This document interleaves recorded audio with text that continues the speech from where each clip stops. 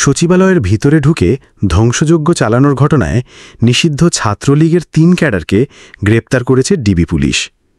বুধবার রাজধানী সায়েদাবাদ ও মিরপুর এলাকায় অভিযান চালিয়ে তাদের গ্রেপ্তার করা হয়। ডিএমপির যুগ্ম কমিশনার নাসিরুল ইসলাম গ্রেপ্তারের বিষয়ে সত্যতা নিশ্চিত করেছেন। গ্রেপ্তাররা হল অভিষেক শিকদার, আবু সুফিয়ান এবং আশিকুর রহমান।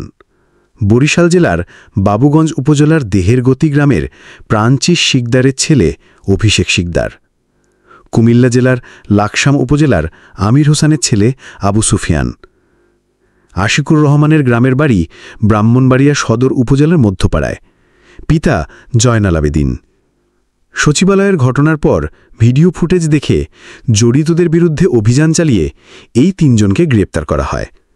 ক্রমান্বয়ে অপরাধে যুক্ত সকলকে আইনের আওতায় আনা হবে বলে আইন শৃঙ্খলা বাহিনীর উচ্চ পর্যায়ের সূত্রে জানা গেছে।